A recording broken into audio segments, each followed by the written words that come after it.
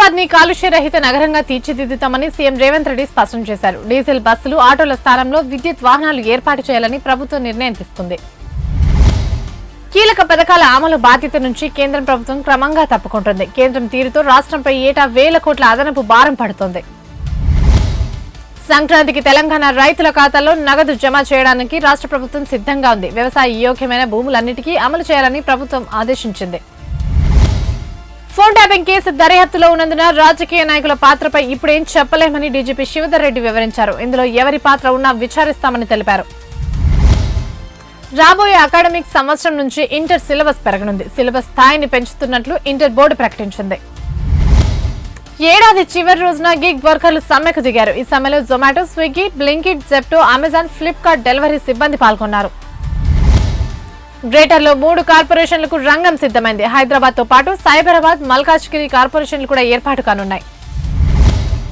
రేవంత్ రెడ్డి నాడు ఉద్యమ ద్రోహి, నేడు జలద్రోహి అని మాజీ మంత్రి హరీష్ రావు ఆరోపించారు. గోదావరి నీళ్లు తరలింపుపై రేవంత్ ఏపీకి మద్దతుగా నిలిచారని ఆయన విమర్శించారు.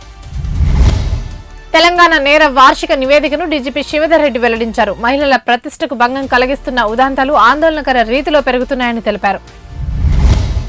రాష్ట్ర ప్రభుత్వ ఖజానా నుంచి వేతనాలు అందుకుంటున్న ఉద్యోగుల వివరాల్లో తేడాలు ఉన్నట్లు ఆర్థిక శాఖ గుర్తించింది. ఈ మేరకు తనిఖీ చేయాలని ఖజానా శాఖకు ఆర్థిక శాఖ ఆదేశాలు జారీ చేసింది. బంగ్లాదేశ్ లో మరో హిందువు హత్యకు గురయ్యాడు. గడిచిన 2 వారాల్లో 3 హిందువులను హతమార్చారు. బంగ్లాదేశ్ కు తొలి ప్రధానిగా సేవలందించిన బేగం ఖలీదా జియా కన్నుమూశారు. దశాబ్దాల కాలంగా రాజకీయాల్లో ఉన్న ఆమెకి మోదీ సహా ప్రపంచ నేతలంతా నివాళులర్పించారు. న్యాయవాదులకు సుప్రీంకోర్టు పలు మార్గదర్శకాలు జారీ చేసింది. వాదించడానికి ఎంత సమయం కావాలో ముందే చెప్పిన సమయంలోనే వాదనలు పూర్తి చేయాలని ఆదేశించింది. మున్సిపల్ ఎన్నికలు నిర్వహించేందుకు రాష్ట్ర ప్రభుత్వం రెడీ అవుతుంది. గడువు ముగిసిన మున్సిపాలిటీలు, కార్పొరేషన్లో వెంటనే ఎన్నికలు నిర్వహించేందుకు కసరత్తు చేస్తోంది.